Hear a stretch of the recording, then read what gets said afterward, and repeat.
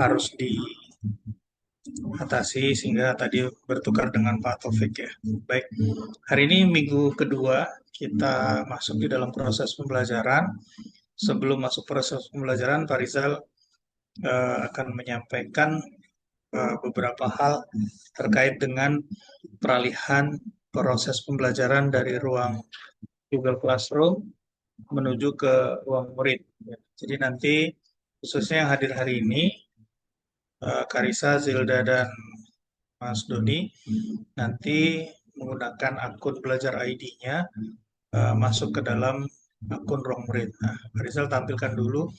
Tadi malam rasanya sudah Pak Rizal share sore-sore itu terkait dengan kelasnya Pak Rizal ya. Oke. Nah, sekarang kita coba masuk ke ruang murid ya. Baik, kita ambil dulu ruang murid. Oke, kelas saya. Ya, izin share screen dulu ya. Kita mulai di jam setengah 10 ya. Berakhir di jam berapa, Bu Hurun? Karena ini ada keterlambatan di 10.15 atau 10.10 ya. Jadi jam 10 lah kurang lebih ya. Kita coba mana tadi? Oke.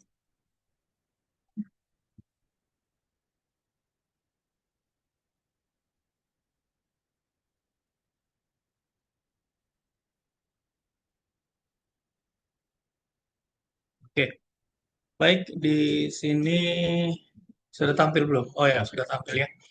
Baik, kita masuk ke ruang murid ya. Jadi di ruang murid ini harus menggunakan akun belajar ID. Nah, akun belajar ID-nya sudah diberikan kemarin melalui Bu Guru. Nah, di sini kita masuk ya harus masuk dulu. Kemudian kita sign in. Nah, ini masuk dengan Google saja. Jadi Google-nya nanti harus di loginkan dulu ya, baru bisa masuk. Nah, ini kebetulan sudah masuk. Nah, kita tinggal masuk ke ruang begini bentuknya ya.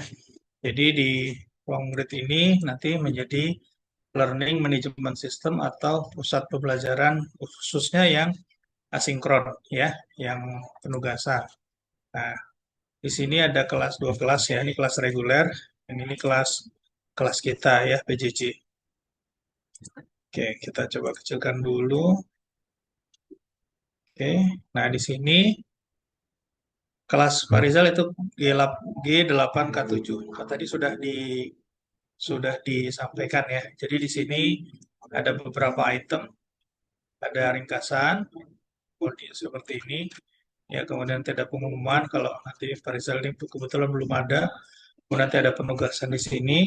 Kemudian ada terkait dengan progres pembelajaran. Nah, mengapa kita menggunakan ruang murid? Karena ruang murid ini terpantau oleh kementerian. Ya, jadi target kita seluruh siswa kita ada 12 orang. Uh, Insya Allah bertambah satu ya, Mas Khalid 13 orang. Jadi tadi ada yang bertambah, kemudian ada keluar lagi ya kita maklum karena memang uh, pendidikan jarak jauh yang kita lakukan ini belum populer.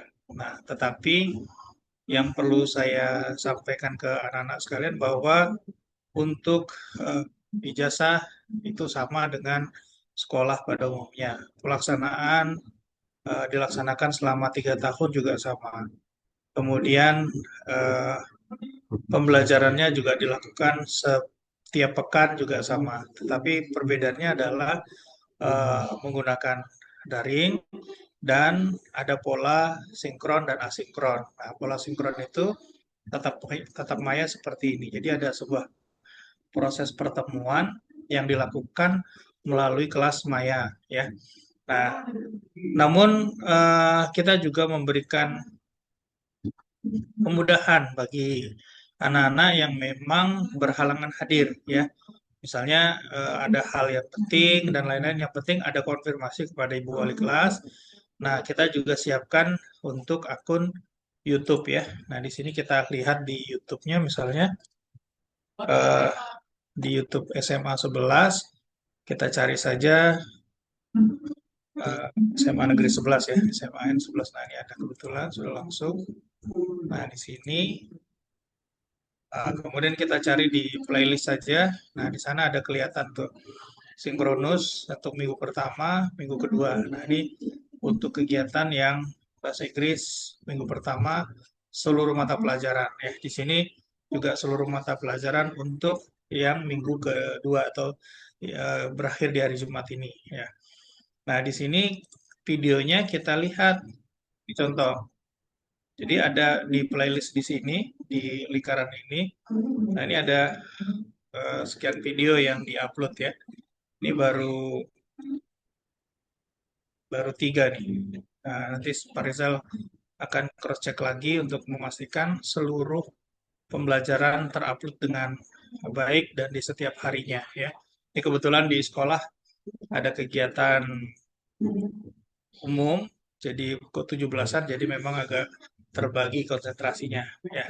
Ini sekedar informasi. Kemudian yang kedua kita kembali ke dalam link ruang murid kita di kelas Pak Rizal ini muridnya sudah ada belum? Nah, ini ada nambahkan murid ya. Nah, ini di sini kita coba lihat muridnya belum ada. Nah, ini di sini sudah Pak Rizal undang. Nah, silahkan coba Karisa, Zilda, dan Doni masuk ke link yang Pak Rizal kasih kemarin ya, di grup ruang murid. Itu ada link. Nah, kita lihat di sini ada murid ya. Nah, ini. Nah, di sini ada, nah di bagian atas. Nah, ini ya. Ini yang Pak Rizal kasih, boleh. Ini sama linknya atas bawah ya. Cuma, nah menggunakan akunnya jelas login dulu ke dalam akun belajar ID-nya. Ya, jadi nanti akun belajar ID-nya kemudian masuk. Ya, silakan sambil sambil berjalan ya. Nah, jadi nanti mulai hari ini Pak Rizal akan menugaskan untuk asinkronnya di ruang murid. Kalau minggu lalu di Zoom, nah kalau minggu ini kita akan menggunakan uh, Zoom, Zoom, kemudian di Google Classroom di minggu ini ada menggunakan ruang murid ya. Nah di sini kita lihat ada beberapa ini ya. Yang ini minggu lalu. Nah minggu lalu ini bisa nanti dikerjakan ulang ya. Ini belum ada Pak Rizal belum kasih penugasan, tugasnya masih kosong. Ini masih sifatnya membaca ya. Jadi di bagian text cerpen berbentuk oral. Nah, di sini tujuan pembelajaran kita pada hari ini adalah mengevaluasi unsur intrinsik dan ekstrinsik teks cerpen ya. Dan anekdot-anekdot ini juga bagian dari karya sastra. Nah, coba kita lihat ini adalah materi yang disiapkan oleh ruang murid. Jadi di sini nanti kalian juga bisa berselancar sendiri ya, tanpa harus Pak Rizal pandu. Kalian bisa berselancar, membaca literatur-literatur yang ada di ruang murid sebagai bahan belajar. Nah, itu nanti akses kalian ke dalam ruang murid ini itu nanti mencerminkan keaktifan sekolah kita di dalam proses pembelajaran. Nah, di sini juga nanti bisa diberikan konten-konten yang dibuat oleh Bapak Ibu guru juga bisa diupload ya. Nah, contoh kita lihat di sini, coba kita besarin sedikit ya. Nah, di sini ada unsur intrinsik. Kita lanjut, kita besarin dulu ya. Nah, apa itu unsur intrinsik? Nah, di sini unsur intrinsik itu adalah dalam sebuah karya sastra ya. Jadi kalau unsur intrinsik itu pasti di karya sastra. Nah, teks sastra memiliki unsur intrinsik dan unsur ekstrinsik dua ini ya. Jadi ada unsur in, ya, artinya di dalam karya sastra, dan unsur X yang berada di luar karya sastra. Nah, unsur intrinsik adalah unsur-unsur yang dapat ditemukan dengan cara membaca teks sastra karena letaknya terdapat di dalamnya, maksudnya di dalam karya tersebut. Contoh misalnya yang pertama adalah tema. Jadi setiap buku karya sastra atau sebuah puisi, prosa atau drama itu pasti ada mengandung tema ya. Nah, yang berupa pokok cerita atau inti dari cerita. Nah, kemudian ada alur kalau yang cerpen ya, yang prosa. Nah, alur itu adalah susunan jalan cerita. Jalan ceritanya alurnya ada tiga nih. Kalau secara teori ada alur maju, alur mundur, dan alur campuran. Jadi flashback eh, gabungan ya. Nah, kemudian ada tokohnya, ada orangnya, ada penokohannya. Di film apakah ya film itu bagian dari seni ya. Eh, Teksnya merupakan seni sastra. Tapi kalau tampilannya merupakan seni pertunjukan ya. Nah, tokoh dalam sebuah karya sastra adalah pemeran. Jadi nama-nama yang berperan dalam cerita, sedangkan penokohan itu adalah karakternya. Jadi setiap orang pasti punya karakternya masing-masing. Nah, seperti kita juga, ya hidup kita ini adalah tokoh ya. Namun di dalam bahasa sastra, tokoh ini kadang disebut dengan eh, istilah lakon ya. Jadi lakon. Lakon ini sama dengan tokoh. Nah, jadi ada karakter-karakternya. Nah, ada sifat-sifatnya. Nah, itu bisa dilihat secara langsung, bisa juga dengan cara eh, melihat melalui perkataannya, perbuatannya, atau tindakannya. Ya, jadi kita lihat dari perilaku dari tokoh tersebut. Bisa juga kita melihat penokohan ini secara tidak langsung. Baik, selanjutnya adalah latar. Nah, latar ini adalah terkait dengan tiga hal, yaitu tempat di mana berada kejadian cerita tersebut, kemudian waktunya kapan, dan suasana yang saat itu terjadi bagaimana ya. Kemudian berikutnya adalah amanat. Nah, amanat ini pesan moral ya. Jadi pesan moral yang ingin disampaikan oleh penulis kepada pembacanya ya. Bisa diambil ya nasihat-nasihatnya lah ya begitu ya.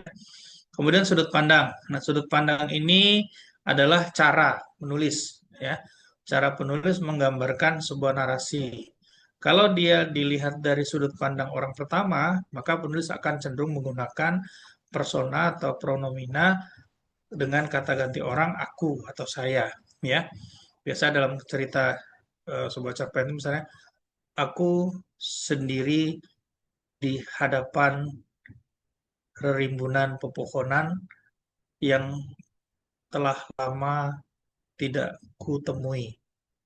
Aku baru saja tiba dari kota kembali ke desa asalku, misal begitu kalimatnya, ya.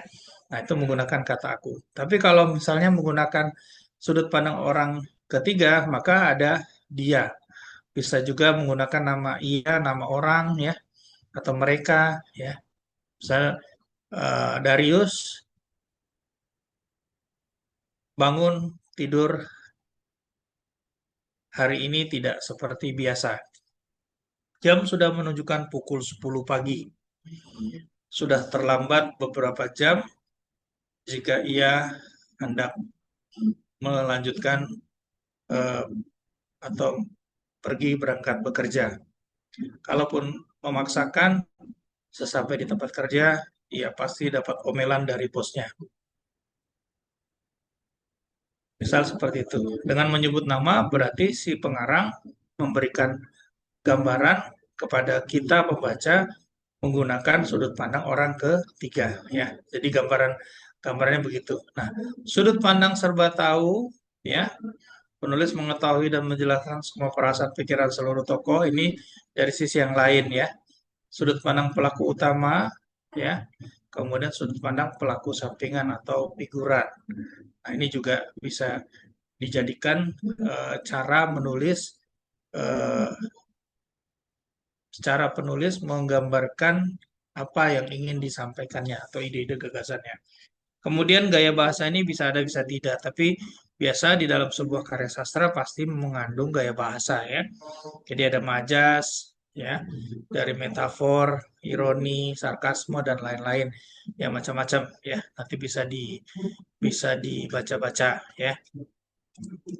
Kemudian ini latihan soal, nanti coba dilatih ada satu soal ya. Ini Kemudian kita coba beralih ini ke teks cerpen yang kedua. Kita gambarannya unsur ekstrinsik ya. Nah, tadi sudah intrinsiknya ada 6, 7 sama gaya bahasa. Nah, sekarang kita beralih ke unsur X ya. Nah, unsur ekstrinsik apa itu? Unsur-unsur yang di luar teks sastra yang dapat mempengaruhi isi cerita. Nah, di sini ada 3. Yang pertama adalah biografi atau latar belakang penulis. Misalnya penulisnya seorang guru atau pendidik, dengan penulisnya seorang politikus atau penulisnya seorang eh, aristokrat atau teknokrat. Nah, misalnya begitu. Nah, itu tentu akan berbeda. Orang-orang saintis ketika menuliskan tulisannya pasti berbasis data, ya. Tapi kalau orang-orang yang dari bidang yang lain, mungkin dia akan berbicara pada ranah yang lain, bisa mengambil ranah rasa atau hal-hal yang tersembunyi, terutama yang kaitannya dengan psikologi ya. Nah, itu macam-macam. Jadi latar belakang penulis, pekerjaannya, umurnya, kemudian eh, bisa jadi pertemanannya itu juga sangat berpengaruh terhadap proses berkaryanya. Ya. Yang kedua adalah nilai-nilai yang dianut oleh penulis. Ya, ini misalnya ada kecenderungan-kecenderungan norma-norma yang dipahami atau dilakukan oleh si penulis. Ya. Nah, ini juga penting.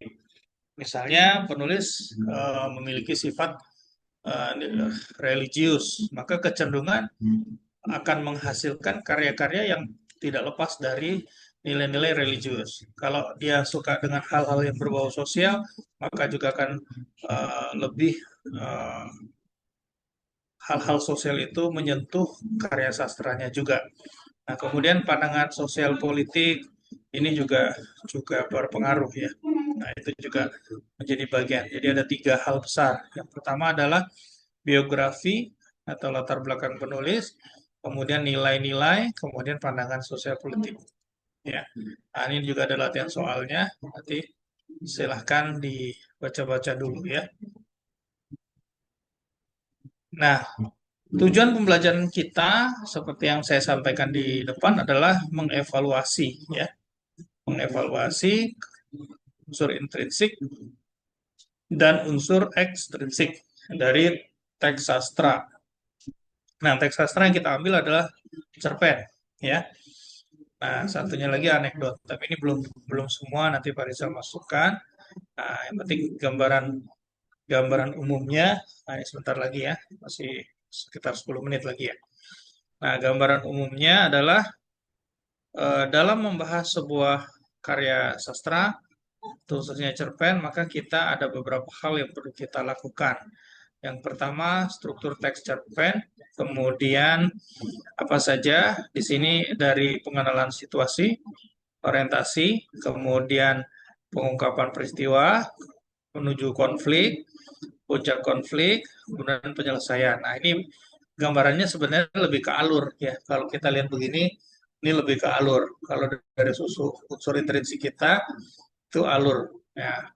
Mau pakai alur yang mana ya. Nah, konflik itu adalah puncak permasalahan. Konflik itu masalah. Jadi masalah yang mau diangkat. Jadi kehidupan ini pasti punya yang namanya masalah. Ya, bahkan kita sendiri pun bermasalah. Ya, kalau apalagi yang laki-laki ya, laki-laki itu selalu salah ya. Jadi mas-mas salah gitu ya. Jadi masalah. Kalau mbak-mbak nggak salah ya. Nah, ini guyonan-guyonan ya. Nah, kalau kita lihat alurnya, maka permasalahan-permasalahan itulah yang kita akan ungkap di dalam karya sastra ya. Maka kita dalam menilai sebuah karya sastra harus memperhatikan eh, latar belakang juga ya. Nah, penulis tadi misalnya kita juga sebagai penilai juga punya latar belakang keilmuan dari sudut pandang sosial, dari sudut pandang moral, dari sudut pandang budaya, atau dari sudut pandang pendidikan, psikologi dan lain-lain. itu juga bisa dijadikan alat untuk memberikan penilaian, ya. Berikutnya adalah terkait dengan, oh ini masih kaitan dengan tadi ya. Jadi, nah di sini ada yang berwarna ya. Coba kita lihat. Nah, kalau kita punya sebuah buku, nah ini adalah penanda-penanda, namanya anotasi ya. Jadi mencatat ya, memberikan penanda atau tanda pada buku sebagai catatan-catatan untuk melihat fokus kita. Nah, di sini terkait dengan kebahasaannya. Nah, kalau bahasa berarti masuk di dalam kaidah bahasa Indonesia yang baik dan benar seperti yang telah kita pelajari sebelumnya ya. Di topik yang pertama kemarin juga bahwa belajar bahasa itu sangat penting karena dalam keseharian kita menggunakan bahasa Indonesia. Tapi bahasa Indonesia kita tentu banyak mengalami sebuah problem. Nah, ada yang baik tapi belum benar. Ada yang benar tapi belum baik ya. Dan ini tidak bisa dipisah ya. Menggunakan bahasa harus baik dan benar. Kedua-duanya harus terlibat. Nah, ini masih sama di kebahasaan. Kemudian ini masih posisi pengarang dalam menyampaikan cerita ada dua kemungkinan. Nah, ini eh, kita lihat, coba klik kemungkinan-kemungkinannya. Nah, ini gambaran ya. Ini alur ya. Cuma ini penyusunan cerita hingga pada eh, per- puncak permasalahan atau puncak konflik. Dari awal kita bangun cerita, kemudian kita ungkap peristiwa-peristiwa yang terjadi, semakin lama menuju kepada konflik yang kita inginkan, ya. Konfliknya apa yang mau kita pertentangkan di dalam cerpen kita, kemudian juga eh, puncaknya seperti apa, ya. Misalnya begini, ketika kita sekolah, puncak daripada sekolah kita bagi sebagian orang adalah kelulusan ketika kita menerima ijazah. Tapi bisa jadi puncak permasalahan bagi setiap individu itu berbeda-beda, ya. Apalagi ketika kita membahas sastra, ada kalanya ketika dia baru memulai itu adalah puncaknya. Jadi bisa saja susunan cerita ini bisa berbalik dari puncak dulu kita bahas, kemudian landai, ya. Dia mengalami satu satu satu perbaikan, satu upaya penyadaran eh, permasalahan. Nah, kemudian dia mengalami satu peristiwa itu. Nah, puncak itu tidak harus yang keras, ya. Misalnya kalau kalau kita mau harus harus hura-hura atau puncak itu bisa saja kesedihan yang sangat bertubi-tubi kemudian akhirnya ya sudahlah saya sudah pasrah. Nah, itu tidak puncak. Marah pun bisa mencapai puncak.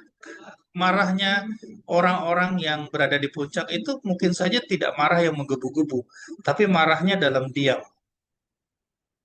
Ya, dia sudah tidak lagi peduli kiri dan kanan, dia tidak bersuara, dia masa bodoh. Itu adalah sebuah puncak, ya. Atau puncak juga bisa berarti adalah eh, pencapaian tertinggi. Nah, ketenangan batin yang luar biasa, kemudian ketenangan pikiran yang luar biasa, itu juga bisa menjadi puncak dari segala hal yang kita lakukan, ya. Baik, kita lanjut. Nah, ini ada kalimat, nah ini lebih kepada ini ya, teknis ya. Eh, Kata kerjanya, kemudian kata hubungnya, kemudian maknanya, ini kita harus sering latihan ya kalau di ranah ini. Baik, kemudian ada di dalam cerpen itu pasti ada dialognya ya. Secara tanda baca biasanya diberi tanda petik dua ya, seperti ini.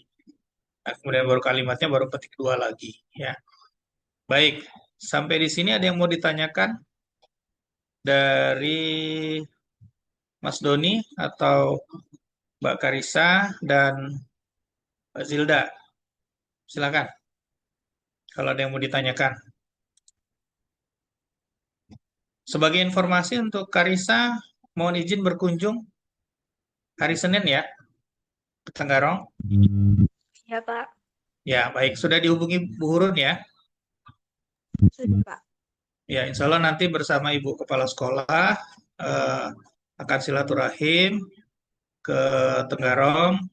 Mohon izin juga untuk apa namanya direkam ya sebagai bahan laporan kami ke Kementerian dan Dinas Pendidikan. Sehingga nanti memang mudah-mudahan eh, kelas kita makin banyak, rekan-rekan kita yang masuk di PJJ ini juga yang benar-benar membutuhkan juga semakin banyak begitu. Untuk Zilda dan Mas Doni eh, tetap semangat ya. Ini kita harus memanggil rekan-rekan kita juga yang lain yang 12 orang ya, 13 orang ya sama Mas Khalid yang baru hari ini untuk masuk ke dalam proses pembelajaran sehingga kemarin Pak Rizal bersama dengan tim kementerian Pak Hamid dan Mas Nuril eh, bukan lagi soal berapa banyak tapi bagaimana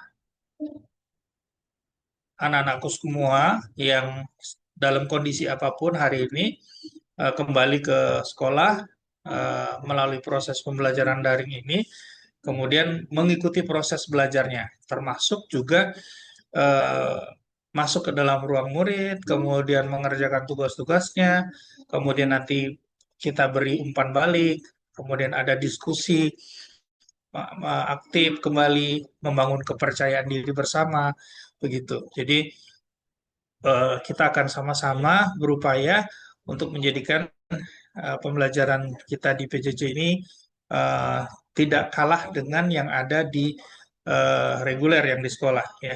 Memang pembelajaran mandiri ini ya menuntut kemandirian yang jauh lebih banyak ya. Karena kalau di luar kita bisa ketemu langsung, tapi kalau di sini kita melalui learning management system melalui ruang murid atau melalui Google Classroom dan itu bagaimana kita berkomitmen bersama untuk mengerjakan setiap penugasan-penugasan yang diberikan oleh Bapak Ibu guru ya. Saya rasa tugas-tugasnya juga kita masih buat yang ringan-ringan, sederhana supaya teman-teman masuk dulu, nyaman dulu belajarnya ya. Untuk Karisa, Doni dan Zilda ya, tetap semangat. Baik, eh untuk materi cukup itu ya. Saya akan coba share satu lagi ya di sini saja. Kita coba.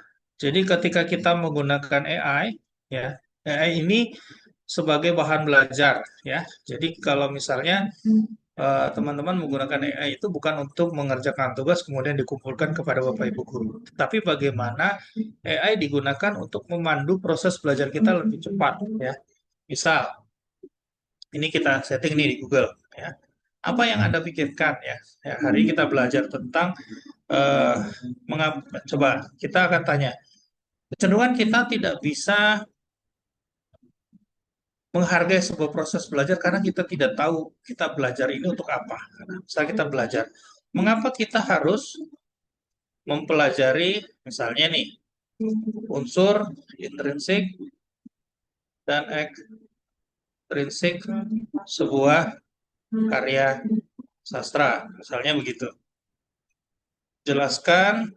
Nah, ini namanya membuat prompt ya. Membuat prompt ini harus detail dan spesifik supaya nanti kita mendapatkan informasinya juga spesifik. Dan jangan jangan ragu-ragu untuk bertanya. Jadi ini sebagai dialogis personal kita dalam melakukan proses pembelajaran. Jelaskan secara detail, misalnya begitu. Nah, kita lihat. Nah, di sini disampaikan ya, ketika kita mempelajari unsur intrinsik dan ekstrinsik adalah untuk memahami makna mendalam, keindahan struktur dan pesan moral yang disampaikan. Itu pada prinsipnya itu. Nah, kenapa? Yang pertama, kita harus memahami struktur cerita, menyelami karakter tokoh, menemukan pesan tersembunyi, menikmati estetika sastra. Nah, jadi ketika kita mempelajari karya sastra itu sebenarnya kita juga sedang bersemedi ya atau sedang berkontemplasi bahasanya itu atau sedang merenung ya bersama dengan sebuah karya sastra. Bahwa hidup ini memang tidak baik-baik saja, atau hidup ini juga tampaknya yang ruwet ternyata baik saja gitu. Jadi kita ini bisa memaknai di dalam keteraturan sebenarnya ada ketidakteraturan, atau sebaliknya di dalam hal yang sangat teratur justru kita menemukan banyak sekali ketidakteraturan, banyak sekali hal-hal yang tidak benar. Nah, di sana kita bisa melihat bahwa ternyata kita tidak bisa memiliki keberpihakan secara eh, apa namanya taklid ya kalau atau misalnya terlalu memuja sebuah kebenaran tertentu tetapi menanggalkan eh, potensi-potensi kebenaran yang lain ya yang belum kita ketahui. Nah, itu yang kita harus mulai garap ya. Kemudian di sini bagaimana kita menangkap konteks sejarah, memahami isyarat pikiran penulis. Nah, jadi kalau kita baca buku itu sesungguhnya kita mempelajari pengalaman orang lain, baik sastra maupun non sastra sama ya. Jadi isi buku itu adalah gambaran pemikiran, kemudian keilmuan yang dimiliki oleh orang lain yang kita pelajari ya. Supaya apa? Supaya kita ini tidak memiliki ketimpangan sejarah atau ketimpangan pemikiran yang terputus ya. Maka memang harus harus mulai memastikan diri kita ini berada pada proses belajar yang benar. Nah, kemudian menganalisis nilai kehidupan ini yang paling penting ya. Jadi mempelajari karya sastra itu kita belajar hidup ya. Kita melihat kehidupan orang lain di dalam karya sastra. Kita melihat kehidupan para tokoh, kehidupan para lakon yang mereka juga mengalami pasang surutnya kehidupan. Ada kadang baik, kadang tidak. Nah, di sana kita bisa belajar, oh, ternyata orang-orang mampu bertahan dalam kehidupan yang seperti itu. Lalu kita bilang, Pak, ini kan sastra palsu semua gitu. Kan tidak nyata, kan khayalan, imajinasi. Yang perlu diketahui bahwa hal-hal yang sifatnya imajinatif itu berasal dari pemikiran-pemikiran yang mungkin tampak dari dunia nyata, seperti pemahamannya Aristoteles atau Socrates, bahwa Socrates mengatakan karya sastra itu adalah cerminan daripada dunia, tapi Aristoteles sebagai muridnya mengatakan bahwa eh, karya sastra itu adalah palsu, ya, bahkan lebih rendah dari tukang kayu yang punya karya, gitu. Tapi dibalik lagi, gitu ya. Nah, jadi Plato, Socrates, sama Aristoteles tuh. Nah, itu eh, punya satu guru, satu ilmu, tapi pemikirannya bisa beda-beda, ya. Ya Plato dari gurunya yang tertua mengatakan bahwa sastra itu cermin hidup. Kemudian muridnya mengatakan, Socrates mengatakan bahwa eh, sebuah karya sastra itu palsu. Tapi Aristoteles mengatakan bahwa karya sastra itu tidak palsu, tapi dia adalah sebuah karya yang melahirkan kreativitas imajinatif ya. Nah, itu yang berbeda-beda. Jadi kita juga bisa memaknai kehidupan melalui itu ya. Nah, kemudian apa yang perlu kita analisis bisa fungsi dari fungsi utamanya, kemudian eh, tokohnya, kemudian bagaimana keindahan bahasanya itu juga bisa melatih diri kita ya. Ini contoh ketika kita ingin menggunakan eh, AI dalam proses belajar ya. Jadi bukan bukan kita tidak baca, tapi AI ini perlu kita maknai ya. Kalau kita bingung, tanya buat jelaskan lebih sederhana supaya kita memahaminya. Nah, sampai kita memahami hal itu. Kalau kita mau tingkat yang lebih tinggi, buatkan pemahaman yang sifatnya analitik atau sifatnya filosofis. Nah, supaya kita bisa bisa memaksa pemikiran kita ini untuk berpikir lebih gitu ya. Sudah 10.08, ada pertanyaan? Masih ada 2 menit. Silakan Zilda mau bersaparia dengan Pak Rizal. Saya stop share dulu ya. Ya, ya. Karisa, mungkin ada yang mau disampaikan? Darius, cukup, cukup. Masih hadir semuanya. Karisa masih hadir? Masih, Pak. Oke. Dan Doni, Zilda, Zilda masih hadir. Oh, Zilda sudah keluar nih dari anu, dari apa? Zoom. Baik. Ya, pengaruh belajar daring ini ya pengaruhnya bisa jaringan dan lain-lain. Baik, Pak Rizal cukupkan karena sudah 10 lewat. Nanti kita akan sambung dengan eh, pembelajaran berikutnya. Bu Hurun ada lagi setelah ini? Bu Hurun setelah ini masih ada proses sinkron?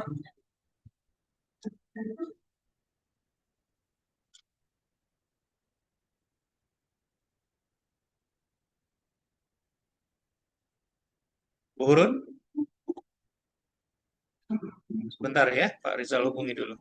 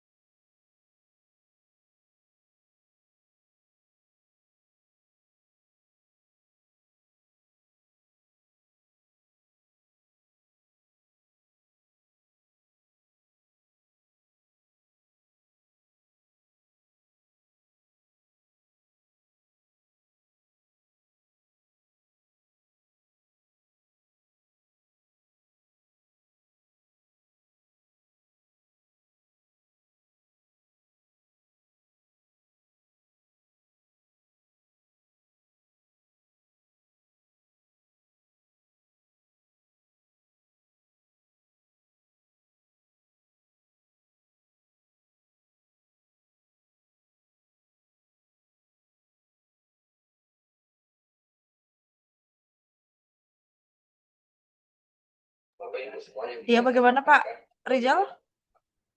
Ya, sudah selesai ini. Ada Oh iya, yang berikutnya siapa? yang berikutnya sudah Pak Rizal aja, Pak. Oh, sudah habis. Iya, Oh, hari ini dua saja ya. hari ini dua saja. Oh, baik kalau begitu. Baik, terima kasih untuk anak-anakku sekalian, Arisa, Doni, dan Zilda yang sudah hadir di pertemuan hari ini.